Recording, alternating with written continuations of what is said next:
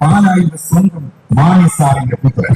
മലയാള കർഷകന്റെ സ്വപ്നങ്ങൾക്ക് നിറ പകരുന്ന, അവന്റെ കുതിപ്പിലും കിതപ്പിലും കൂടനിന്ന ജനനേതാവ്. 1965 മെയ് 23 കേരളത്തിലെ പാലായിൽ കേരള രാഷ്ട്രീയത്തിൽ പകരം വയ്ക്കാനില്ലാത്ത പ്രാബല്യങ്ങളുടെ പടത്തുന്നവൻ മാണിയുടെയും കുട്ടിയമ്മയുടെയും മകനായി തീർന്നു.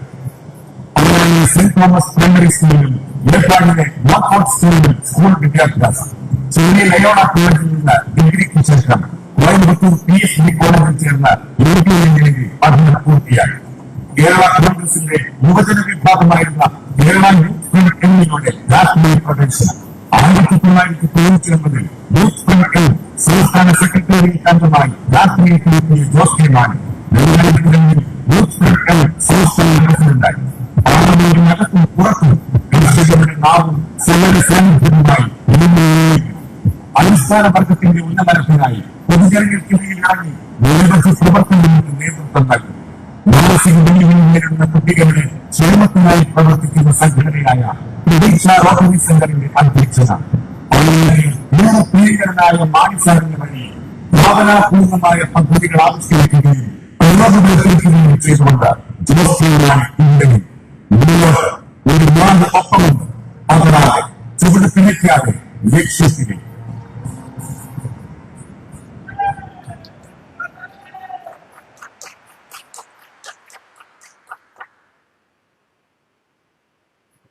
യോഗത്തിന്റെ അധ്യക്ഷൻ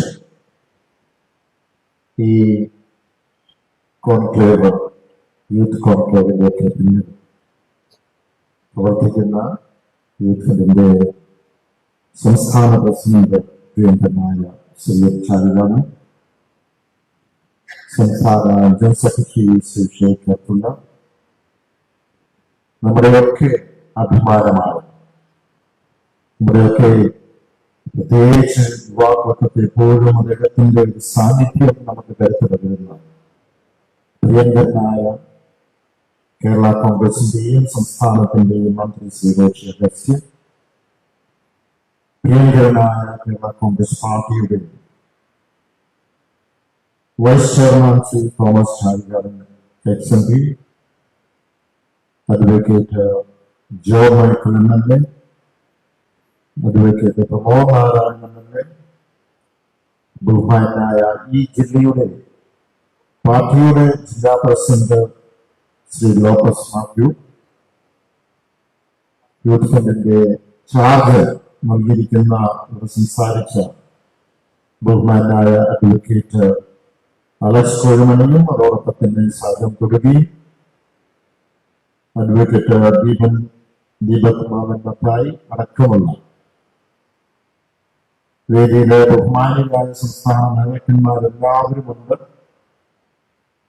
അവരെ ഒന്നും ഞാൻ പേരെടുത്ത് പറയുന്നില്ല, കാരണം അവര് 2-3 പ്രാവശ്യം പേരെടുത്തതെല്ലാം സംസാരിച്ചു കഴിഞ്ഞു. അതിനേക്കാൾ കൂടുതൽ പേരെടുത്ത് പറയുന്ന എന്റെ ഏറ്റവും പ്രിയപ്പെട്ട കേരള കോൺഗ്രസ് പാർട്ടിയുടെ ഭാവി വാഗ്ദാനമായ യൂത്ത് ഫണ്ടിന്റെ നേതാക്കന്മാർ.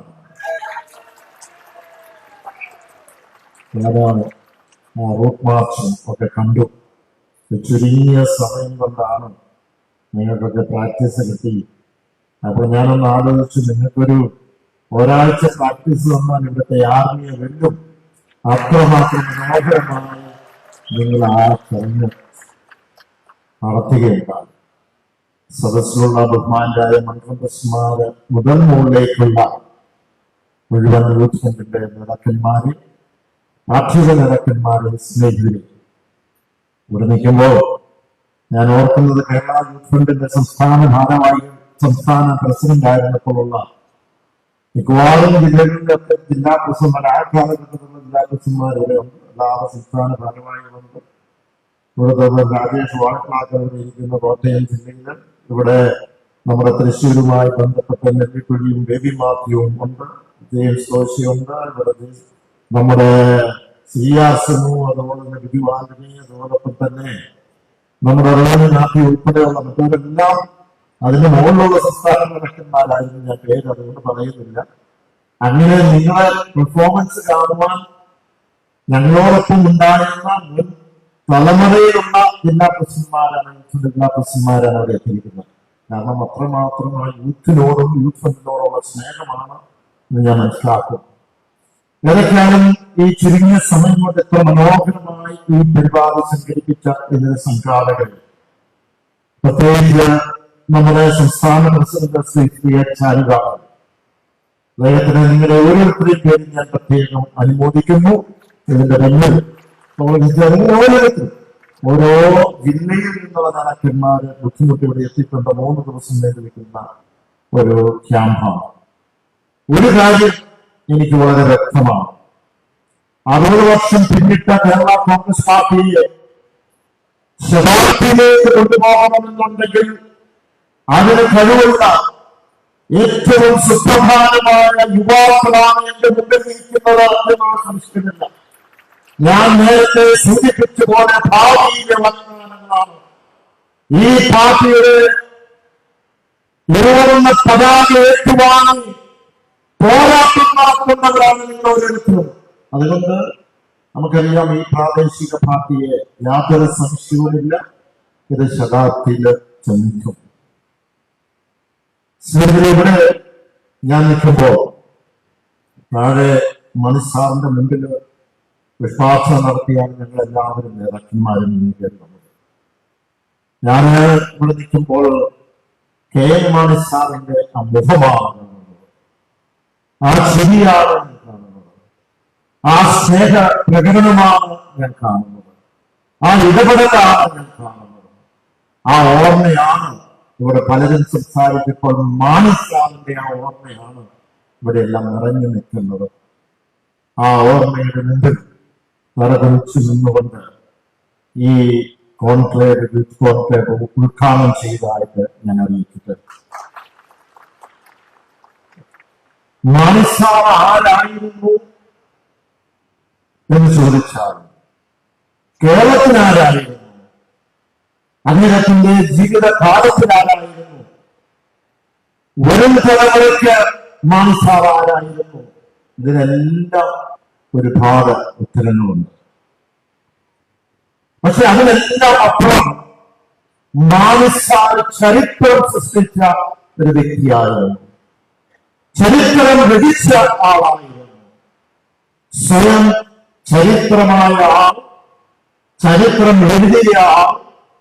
അങ്ങനെയുള്ള വ്യക്തിയുടെ ആളിന്റെ ആ രാഷ്ട്രീയത്തെയും ആശയങ്ങളെയും ഒരു വാക്കിൽ നമ്മൾ പ്രയോഗിക്കുമ്പോൾ മാണിസം എന്ന ആ അനുഭവത്തെ നമ്മൾ ആവിഷ്കരിക്കുമ്പോൾ ഇവിടെ ഒരു ചരിത്രം രൂപപ്പെടുകയാണ്. ഇവിടെ ഒരു ചരിത്രം രൂപപ്പെടുകയാണ് മാണിസം എന്ന ഒരു ചരിത്രം.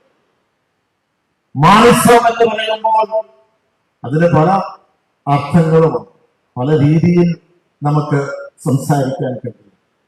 അതിന് ഒരുപക്ഷെ ഞാൻ ഇങ്ങനെ ചിന്തിച്ചപ്പോൾ മാണിസത്തിനെ പറ്റി നമ്മൾ ചർച്ച ചെയ്യുമ്പോൾ ഒരു വാക്കിലല്ല, നമ്മൾ മണിക്കൂറോളം ഇതുമായി ബന്ധപ്പെട്ട് സംവാദം നടത്താൻ കേരള കോൺഗ്രസിന് കഴിയും, എനിക്ക് കഴിയും.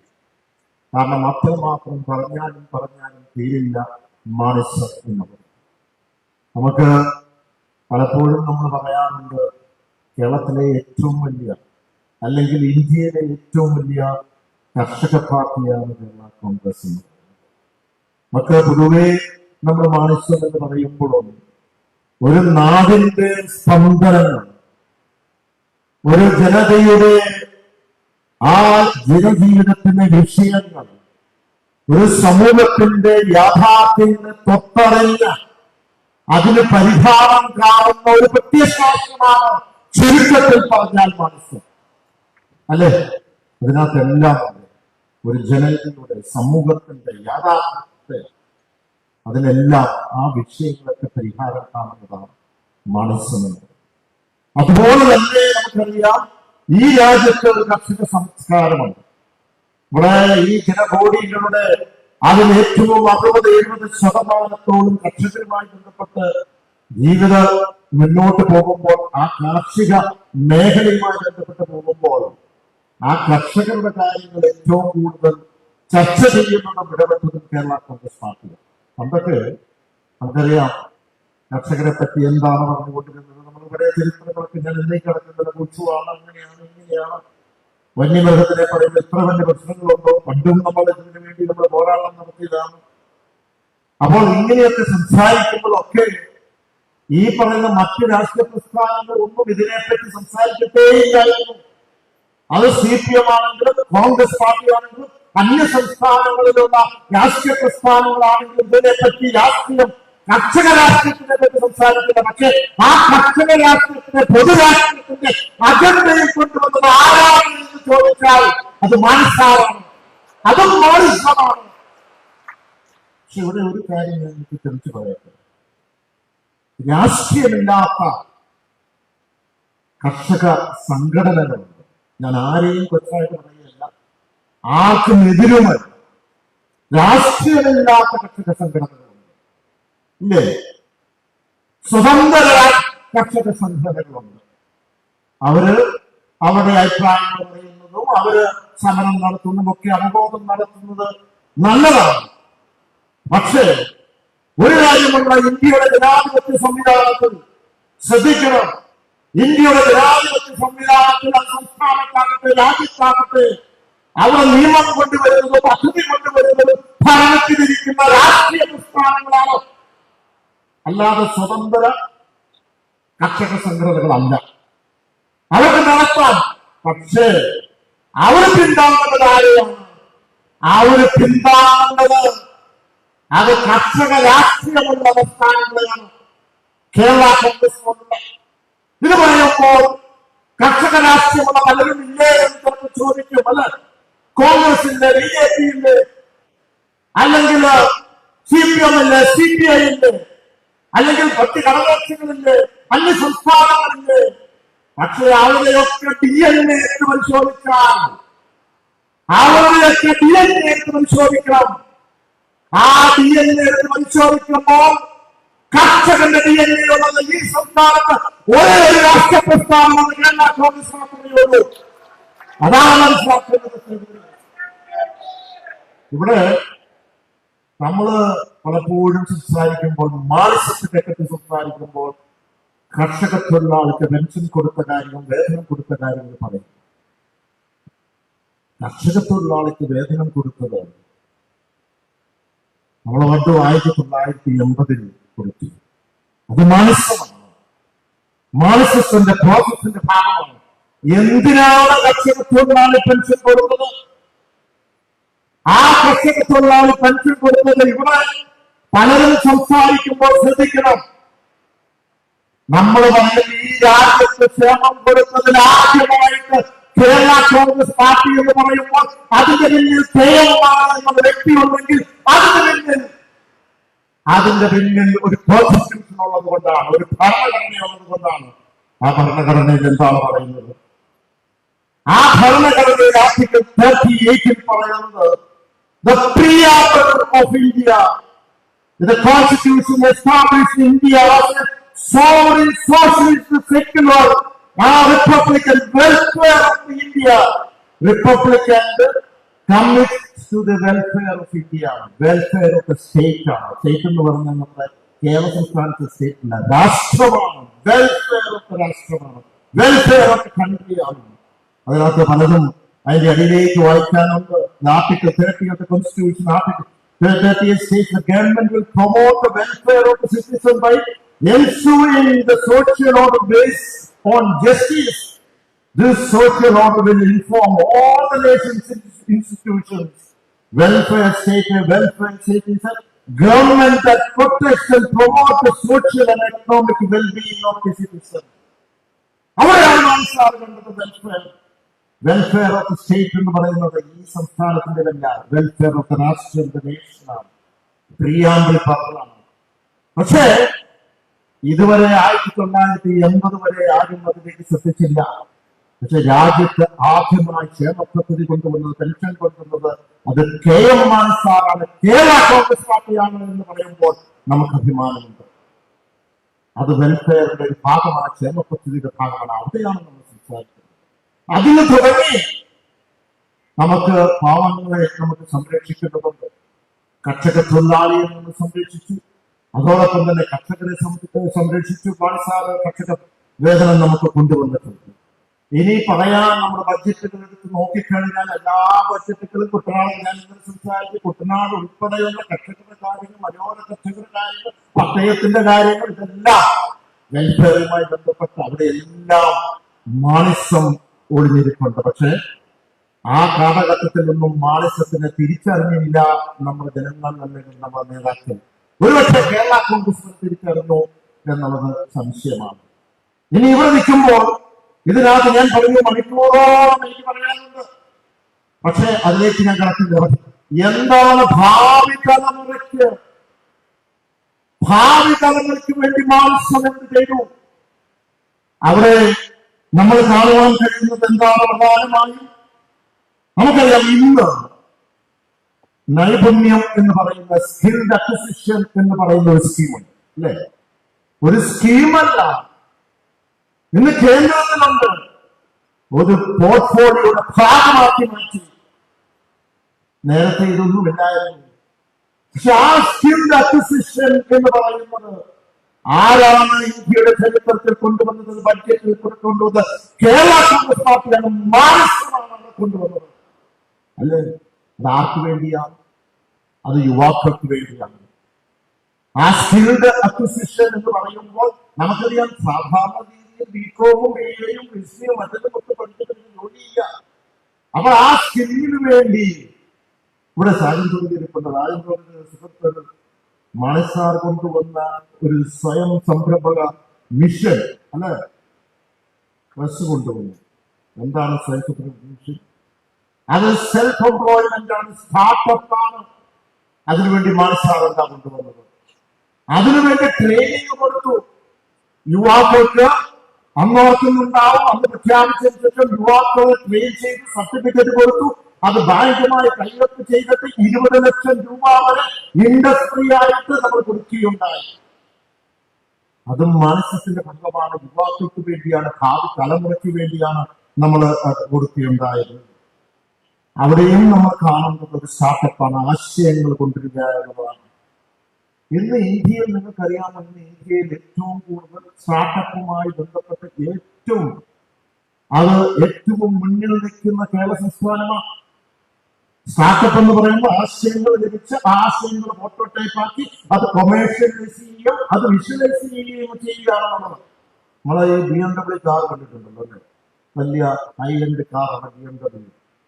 ആ കാറിന്റെ ഡാഷ്ബോർഡ് എന്ന് പറഞ്ഞാൽ അതിന്റെ മുമ്പിലുള്ള ഇലക്ട്രോണിക് കാര്യങ്ങൾ മുഴുവൻ ചെയ്യുന്നത് 15 അംഗങ്ങളുള്ള മലയാളികളുള്ള യൂത്ത് ഇവിടെ ടെക്നോ പാർക്കുകൾ, ഇൻഫോ പാർക്കുകളുടെ കുട്ടികളാണ് ലോകത്ത് സപ്ലൈ ചെയ്യുന്നത്. അതിന്റെ ടെക്നോളജി മുഴുവൻ കൊടുക്കുന്നത്.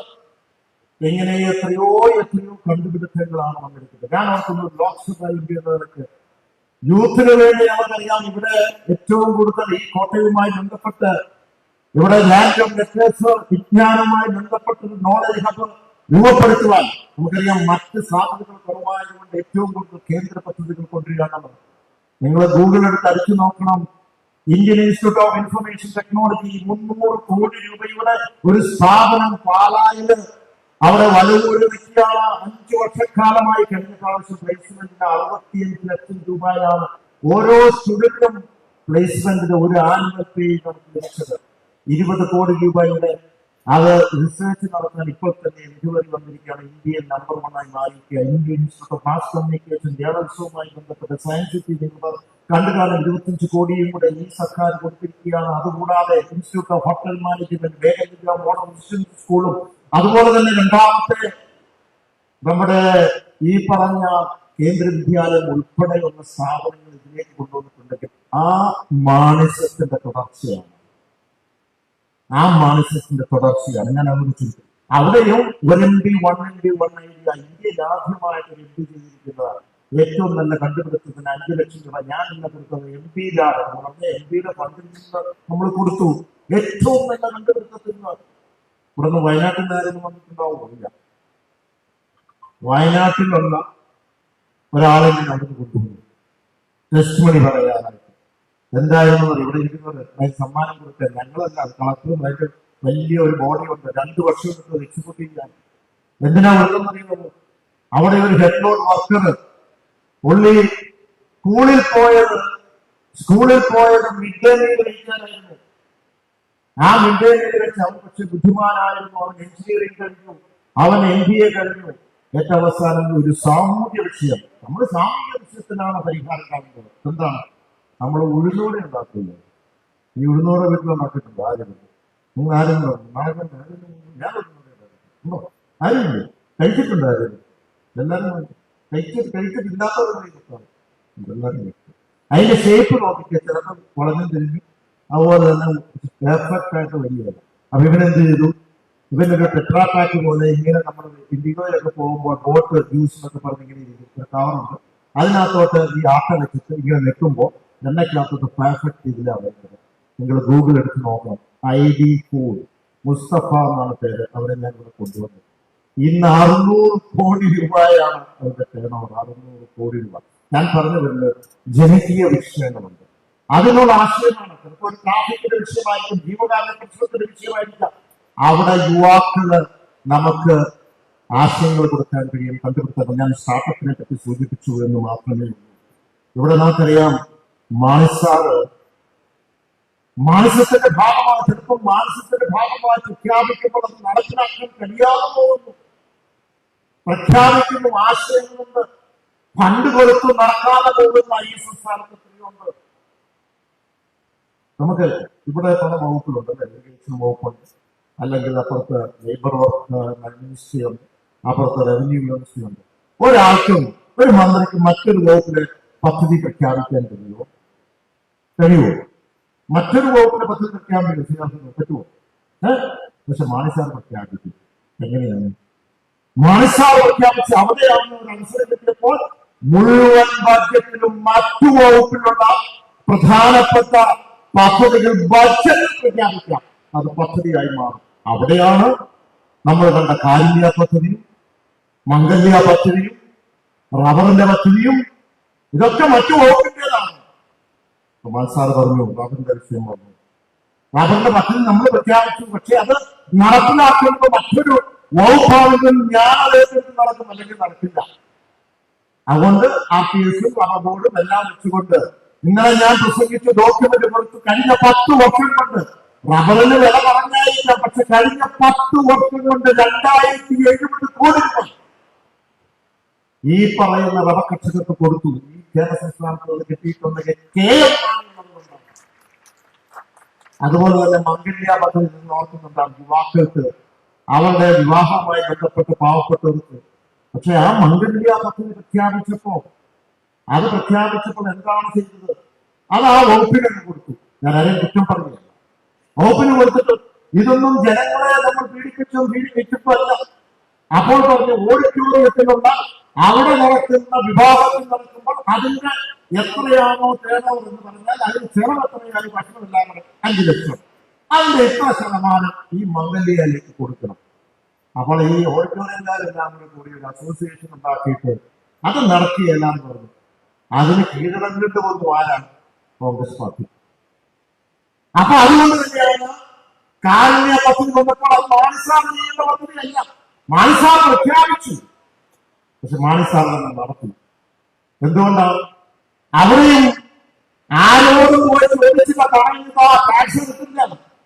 അവിടെ ലോട്ടറി ഉണ്ടായിരുന്നു. ആ ലോട്ടറിയിൽ ഏറ്റവും കൂടുതൽ വെക്കുന്നത് എല്ലാ ആഴ്ചയിലും എല്ലാ ദിവസവും ലോട്ടറിയുണ്ട്. പക്ഷെ ശനിയാഴ്ച വെക്കുന്ന ആ ലോട്ടറി മാത്രമായിരുന്നു ഏറ്റവും കൂടുതൽ വെക്കുന്നത്. കാര്യം സമ്മാനമെല്ലാം ഒരുപോലെ തന്നെയാണ്, പക്ഷെ ആ കാര്യം ഏറ്റവും കൂടുതൽ വിറ്റു. അത് പണക്കാരെ എടുക്കുമ്പോഴല്ല, സാധാരണക്കാരാണ് ലോട്ടറി എടുക്കുന്നത്. പണസാധനം തിരിച്ചെടുത്തു. പക്ഷെ ആ സാധാരണക്കാർ ഏറ്റവും സത്യസന്ധമായിരുന്നു. അവർക്ക് സമൂഹത്തിന് ഒരു വിഷമമുണ്ടെങ്കിൽ സഹകരിക്കാൻ തയ്യാറായിരുന്നു. അതുകൊണ്ട് അവർ തീരുമാനിച്ചു എല്ലാവർക്കും സമ്മാനം ലഭിക്കില്ല, പക്ഷെ ചിലവരുടെ ഭാഗ്യം മറ്റു ചിലവരുടെ നിർഭാഗ്യം പരിഹരിക്കാൻ കഴിയുമെന്ന് അവർക്ക് മനസ്സിലായി. അതുകൊണ്ട് ഏറ്റവും കൂടുതൽ 2 വർഷം കൊണ്ട് 1000 കോടി രൂപ ചികിത്സാ സഹായമായി നമ്മള് പാവപ്പെട്ടവർക്ക് കൊടുത്തു എന്ന് പറയുമ്പോൾ ഈ രാജ്യത്താരും ചെയ്തിട്ടില്ല. അപ്പൊ ഞാൻ പറഞ്ഞു വരുന്നത് പദ്ധതികൾ അവിടെ നമുക്ക് മറ്റ് വകുപ്പിലുള്ളതും നമ്മൾ ഏറ്റെടുത്തുകൊണ്ട് ചെയ്തിട്ടുണ്ടെങ്കിൽ അതും മാനസത്തിന്റെ ഭാഗമാണ്. അപ്പോൾ അങ്ങനെ നമുക്ക് ഈ പറയുന്ന കാര്യങ്ങൾ എത്രയോ കാര്യങ്ങൾ പറയാം. അവർക്ക് കേന്ദ്രം 50 വർഷക്കാലം മുമ്പ് നമ്മൾ പറഞ്ഞു, എന്റെ മക്കൾ ശരിക്കും അത് പറഞ്ഞുകൊണ്ടേയിരിക്കാം. കേന്ദ്ര സംസ്ഥാന ബന്ധങ്ങളെ പറ്റി സംസാരിച്ചു. ഇത് കേന്ദ്ര സംസ്ഥാന ബന്ധങ്ങളെ പറ്റി സംസാരിക്കുമ്പോൾ ഇന്നേ ദിവസം കേന്ദ്രം പറയാൻ 539 കോടി രൂപ വയനാട്ടിൽ ഞങ്ങൾ തന്നു. ഒരു മാസത്തിനാണ് ചെലവാക്കുന്നത്. അതും കടമാണ്. അവിടെ കേന്ദ്ര സംസ്ഥാന ബന്ധമുണ്ടോ? അവിടെ ഫെഡറലിസം സംരക്ഷിക്കുവാൻ കഴിയുന്നുണ്ടോ? ഇന്ന് കേന്ദ്രം പറയുമ്പോഴും ഒരു രാജ്യം ഒരു തെരഞ്ഞെടുപ്പ്, ഒരു രാജ്യം ഒരു ഭാഷ, ഒരു രാജ്യം ഒരു മതം, ഒരു രാജ്യം ഒരു സംസ്കാരം എന്ന് പറയുമ്പോൾ ഇന്ത്യ എന്ന സങ്കല്പം തകർന്നുകൊണ്ടിരിക്കുകയാണ്. അവിടെയാണ് KM മാണി എന്നുള്ളൊരു വ്യക്തി 50 വർഷക്കാലം മുമ്പ് പറഞ്ഞത്, ആലുവ സാമ്പത്തിക പ്രമേയത്തിൽ പറഞ്ഞത്. അത് മറ്റൊന്നുമല്ല, ശക്തമായ കേന്ദ്രവും സംതൃപ്തമായ സംസ്ഥാനവും വേണം. കേന്ദ്രം സംസ്ഥാന ബന്ധങ്ങൾ അത് ഒരുമിച്ച് പോകണം. ഇപ്പൊ തകരിക്കല്ലേ, നമുക്കറിയാം ഓരോ സംസ്ഥാനം എത്രയോ ഭാഷയുണ്ട്, എത്രയോ സംസ്കാരമുണ്ട്, എത്രയോ ജീവിത രീതിയുണ്ട്, എത്രയോ ആചാരങ്ങളുണ്ട്. ഇതെല്ലാം ഒന്നാക്കി മാറ്റിയാൽ ഇന്ത്യ നിലനിൽക്കുമോ? ഇന്ത്യ നിലനിൽക്കില്ല. ഇന്ത്യ തകരും. ഇന്ന് അവിടെയാണ് പ്രാദേശിക പാർട്ടിയുടെ പ്രസക്തി വരുന്നത്. മനസ്സിലാവുന്നത് അത് മാനസികത്തിന്റെ ഭാഗമല്ല. പ്രാദേശിക പാർട്ടിയുടെ പ്രസക്തി അന്നും പറഞ്ഞു ഇന്നും പറഞ്ഞു നമ്മളെ ഇന്നും പറയുന്നു. ഏകകക്ഷി ഭരണം വന്ന ദുരന്തമുണ്ടാകും. അത് കോൺഗ്രസ് ആകട്ടെ BJP ആകട്ടെ, ഏകകക്ഷി ഭരണം വന്നു കഴിഞ്ഞാൽ അത് വലിയൊരു ദുരന്തം ഉണ്ടാകും. അതിന്റെ ഭാഗമായി എന്നെ ഇപ്പൊ ഈ നടക്കുന്നത് ഞാൻ പറഞ്ഞല്ലോ, ഉദാഹരണങ്ങൾ പറഞ്ഞില്ലേ. ഇപ്പോൾ നമുക്കറിയാം, ഇന്ന് 1972 വന്യമൃഗ സംരക്ഷണത്തിന് കൊണ്ടുവന്നത് ഇന്ദിരാഗാന്ധിയാണെങ്കിൽ അന്ന് ഏകപക്ഷ ഭരണമായിരിക്കും. പക്ഷെ അതിന്റെ കൂടുതൽ അതിന്റെ ഇൻഡസ്ട്രീസിലേക്ക് പോകാൻ അന്ന് പറ്റിയില്ല. അത് മാറ്റണം എന്ന് പറയുമ്പോൾ അത് മാറ്റാൻ ഞങ്ങൾ തയ്യാറല്ല എന്ന് BJP പറയുമ്പോഴും, മണിപ്പൂരിലുള്ള വിഷയം ഉണ്ടാകുമ്പോഴും BJPയിലെ MLA-മാർ എന്ന് പറയുന്ന പ്രശ്നമുണ്ടെന്ന് പറയുമ്പോഴും അത് പരിഹരിക്കാൻ തയ്യാറല്ലാതെ നിൽക്കുന്നത് അത് ഏകകക്ഷി ഭരണം എന്നതുകൊണ്ട് തന്നെയാണ്. അവിടെയാണ് പ്രാദേശിക പാർട്ടി പ്രസക്തിയെ പറ്റി ഞാൻ പറയട്ടെ. ഇന്ന് മറ്റ് സംസ്ഥാനങ്ങൾ, തമിഴ്നാട് എടുത്താലും ഇന്ന് വെസ്റ്റ് ബംഗാൾ എടുത്താലും, അതുപോലെ നമ്മുടെ പ്രാദേശിക രാഷ്ട്രീയ പ്രസ്ഥാനങ്ങൾ ഭരിക്കുന്ന സംസ്ഥാനങ്ങളെത്തുമ്പോൾ അവിടെ എന്തുകൊണ്ടാണ് ഏറ്റവും കൂടുതൽ വികസനവും കാര്യങ്ങളും നടക്കുന്നത്? അത് നടക്കുന്നത് പ്രാദേശിക പാർട്ടികൾ ഭരിക്കുമ്പോൾ ആ മണ്ണിന് വേണ്ടി. ഇപ്പൊ കേരള കോൺഗ്രസ് അവിടെ ഭരിക്കുന്നത് വിചാരിക്കുക. കേരള കോൺഗ്രസ് ഇവിടെ ഭരിക്കുകയാണെങ്കിൽ ഈ മണ്ണിന്റെ മക്കൾക്ക് വേണ്ടി, മലയാളികൾക്ക് വേണ്ടി, കേരളത്തിന് വേണ്ടി, കർഷകർക്ക് വേണ്ടി വിട്ടുവീഴ്ചയില്ലാതെ നിലപാടെടുക്കാൻ കഴിയും. പക്ഷെ ദേശീയ പാർട്ടികൾ അവിടെ കുറ്റപ്പെടുത്തില്ല. ദേശീയ പാർട്ടികൾക്ക് അത് വിട്ടുവീഴ്ചയില്ലാതെ നിലപാടെടുക്കാൻ കഴിയില്ല. കാരണം അവർക്ക് എല്ലാവർക്കും മറ്റു സംസ്ഥാനങ്ങളോട് ചിലപ്പോൾ വിട്ടുവീഴ്ച ചെയ്യേണ്ടി വരും. ചിലപ്പോൾ തമിഴ്നാട്ടിൽ കൊടുക്കേണ്ടി വരും, ഇവിടുത്തെ റെയിൽവേ അങ്ങോട്ട് കൊടുക്കേണ്ടി വരും, അല്ലെങ്കിൽ ഇവിടുത്തെ നമ്മുടെ ട്രേഡ് ട്രീറ്റി വെക്കുമ്പോൾ അവർ കർഷകരെ മറക്കാൻ കഴിയും. അതൊക്കെ എന്തുകൊണ്ടാണ്? അത് ദേശീയ പാർട്ടി ആയതുകൊണ്ട്. പ്രാദേശിക പാർട്ടിയാണെങ്കിൽ വിട്ടുവീഴ്ചയില്ലാതെ നമുക്ക് നിലപാടെടുക്കും. അവിടെയാണ് കേരള കോൺഗ്രസ് പാർട്ടി പ്രസക്തി. അവിടെയാണ് യുവാക്കളെ വികസിപ്പിക്കേണ്ടത്. ഇനി നമ്മുടെ ഭാവി എന്ന് പറയുന്നത് കേരളത്തിൽ നേതൃത്വം കൊടുക്കാൻ കഴിയുമോ? അതാണ് ഞാൻ പറഞ്ഞത്. നമ്മുടെ ഭാവി കാണുന്ന ശതാബ്ദിയിലേക്ക് നമ്മുടെ കേരള കോൺഗ്രസ് പാർട്ടി പോവുകയാണ് എന്ന് പറയാൻ ഞാൻ ചുരുക്കത്തെ നമുക്കറിയാം. നമ്മൾ ആ മനസ്സ് ഇന്ന് തുടർന്നും കൊണ്ടുപോവുകയാണ്. എങ്ങനെയാ കൊണ്ടുപോകുന്നത്? എവിടെയെങ്കിലും വിഷയങ്ങളും നമ്മുടെ ഇവിടെ സൂചിപ്പിച്ചു, ആ ഡെഫിനിഷൻ ഞാൻ സൂചിപ്പിച്ചു. ആ സൂചിപ്പിച്ചത് പൊതുസമൂഹത്തിൽ യാഥാർത്ഥ്യങ്ങൾ മനസ്സിലാക്കി താഴെത്തട്ടിൽ പോയി അതിന് പരിഹാരം കാണുവാൻ അത് ചൂണ്ടിക്കാണിക്കും തെറ്റുകളുണ്ടെങ്കിൽ ഇവിടെ അലക്സ് ഗോൾഡ് പറഞ്ഞു. എന്താണ് വന്യമൃഗ നിയമ ഭേദഗതിയെ പറ്റി ഈ സർക്കാർ കൊണ്ടുവന്നപ്പോൾ നമ്മളെ സർക്കാരിന്റെ ഭാഗമായിട്ട് ചൂണ്ടിക്കാട്ടി ഒരു പ്രാദേശിക പാർട്ടിയിൽ നിന്ന് വിട്ടുവീഴ്ച മാറ്റിയേ പറ്റൂ എന്ന് പറഞ്ഞപ്പോ അത് മാറ്റിവെച്ചു എന്നുള്ളതാണ് പ്രധാനം. ബഹുസ്വരമായി ബന്ധപ്പെട്ട വിഷയം ഇവിടെ ബഹുമാനായ തോമസ് ചാണ്ടിയുടെ മണിക്കൂറോളം പാർലമെന്റിൽ അകത്തും അതുപോലെ തന്നെ നമ്മുടെ എംപവർ കമ്മിറ്റിയിൽ പോയി വാദിക്കുകയുണ്ടായി. 40 പേരുള്ള റിപ്പോർട്ടുകൾ. അതാണ് ഇന്ന് സുപ്രീം കോടതി വായിച്ചുകൊണ്ടിരിക്കുന്നത്. ഇന്ന് വന്യമൃഗത്തിന്റെ വിഷയത്തിൽ നമ്മൾ എത്രയോ കാര്യങ്ങൾ നിർദ്ദേശവുമായി ബന്ധപ്പെട്ട് ഇതിന് അമൻമെന്റ് പറഞ്ഞു. പക്ഷേ കേരള ചരിത്രത്തിൽ ഒരേ ഒരു പാർട്ടി മാത്രമാണ് പറഞ്ഞത് വന്യമൃഗം അക്രമകാരികൾ വന്യമൃഗം പുറത്തേക്ക് വന്നാൽ അതിനെ വെടിവെച്ച് നീക്കണം എന്ന് പറഞ്ഞത് കേരള കോൺഗ്രസ് പാർട്ടികൾ. അത് എവിടെ വെച്ചാണ് ഞാൻ പറഞ്ഞത്? അത് നടത്തിയേ പറ്റൂ. അതുപോലെ തന്നെ ഇന്നലെ നെൽവയലിന്റെ കാര്യങ്ങൾ നമുക്കറിയാം. ഇന്ന് ഈ പറയുന്ന നെല്ലിന് വിലയില്ലെങ്കിൽ 40 രൂപ കൊടുക്കണമെന്ന് മാത്രമല്ല പറഞ്ഞത്, അതിന്റെ കോമഡി വന്നു കൊടുത്തു. 1510 കോടി രൂപ ഭൂമി തരം മാറ്റി കിടക്കുകയാണ് പ്രധാനമന്ത്രി. ഇന്ന് കോടതി പോലും പറഞ്ഞു അത് നെൽ അഭിവൃദ്ധിക്ക് മാത്രമേ ഉപയോഗിക്കാവൂ. ഞങ്ങൾ പറഞ്ഞു അതിന്റെ കണക്കുകൾ ഞാൻ അങ്ങനെ അവതരിപ്പിച്ചു. കുട്ടനാട്ടിൽ വെച്ച് വലിയൊരു പബ്ലിക് മീറ്റിംഗ് ആണ്. ബഹുമാനായ നേതാക്കന്മാർ എല്ലാവരും ഉണ്ടായിരുന്നു. ചോദിക്കണം 27 രൂപ 28 രൂപ 20 പൈസ എങ്ങനെ വന്നു, 33 രൂപ എങ്ങനെ വന്നു, അതിനുശേഷം എങ്ങനെയാണ് ഞങ്ങൾ 40 രൂപ എന്ന് പറയുന്നത്? എന്തുകൊണ്ടാണ് 40 രൂപ പറയുന്നത്? എസ്റ്റാബ്ലിഷ് ചെയ്തിട്ടാണ് അത് ആ രൂപ ഇതിൽ നിന്ന് എടുത്ത് കൊടുക്കുവാൻ കഴിയുമെന്നുള്ളതാണ്. അപ്പോൾ അതുപോലെ തന്നെ നമുക്ക് ഇവിടെ സൂചിപ്പിച്ചു ഉപാധിരഹിത സമ്പദ്സുതന്ത്ര ഭൂമി, അത് കർഷകന്റെ അവകാശമാണ്. പട്ടയവുമായി ബന്ധപ്പെട്ട ഇടുക്കിയിൽ മാത്രമല്ല കേരള സംസ്ഥാനത്തുടനീളം ആ പട്ടയവുമായി ബന്ധപ്പെട്ട ഉപാധികളൊന്നുകൊണ്ട് നമുക്ക് ഒന്നും ചെയ്യാൻ പറ്റാതെ വന്നപ്പോൾ അതിനു വേണ്ടി പൈലറ്റ് ചെയ്ത് ഇവിടെയുള്ള MLA-മാരും കൂടിക്കൊടുത്ത് നിയമ ഭേദഗതി നടത്തി. നിസ്സാര കാര്യമില്ല. അവിടെയും ശക്തമായ ഒരു പ്രാദേശിക പാർട്ടി ഉള്ളതുകൊണ്ടാണ് ദേശീയ പാർട്ടി ചിലപ്പോൾ അവരെ വിട്ടുവീഴ്ച ചെയ്യേണ്ടി വരുന്നത്. അപ്പോൾ ഞാൻ ചുരുക്കട്ടെ സ്നേഹിക്കുന്നത്, ഇങ്ങനെ പറഞ്ഞു പോയാൽ ഇന്ന് നമുക്കറിയാം ഇഷ്ടംപോലെ കാര്യങ്ങളുണ്ട്. ഇവിടെ ഒരു കാര്യമുള്ളത് നമ്മളെ സംബന്ധിച്ചിടത്തോളം നമുക്ക് പ്രധാനമാണ്.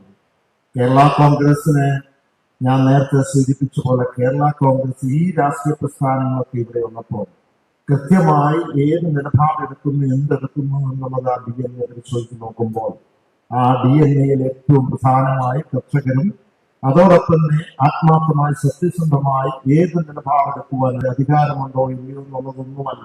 സ്വന്തം സ്ഥാനം പോവോ MLA ആവോ MLA ആകുന്നയോ എന്ന് നോക്കേണ്ട, ജനങ്ങൾക്ക് വേണ്ടി നിൽക്കുന്നു. അതാണ് മാണിസ്യം. അവിടെ ചുരുക്കട്ടെ നമുക്കറിയാം KM മാണി എന്ന് പറയുന്നത്, മാണിസ്യം എന്ന് പറയുന്നത് ഒരു പ്രകാശമാണ്. ആ പ്രകാശമാണ് ഒരു വിളക്കാണ്. ആ വിളക്കടഞ്ഞാലും നമുക്കറിയാം പ്രകാശം നിറഞ്ഞു നിൽക്കുകയാണ്. ആ പ്രകാശം നമ്മളെ നയിക്കട്ടെ എന്ന് മാത്രം പറഞ്ഞുകൊണ്ട് എല്ലാവർക്കും എല്ലാ അഭിവാദ്യങ്ങളും അർപ്പിച്ചുകൊണ്ട് ഈ മാണിസ്യം യൂത്ത് കോൺക്ലേവ് ഉദ്ഘാടനം ചെയ്ത് അറിയിക്കുന്നു. നന്ദി, നമസ്കാരം.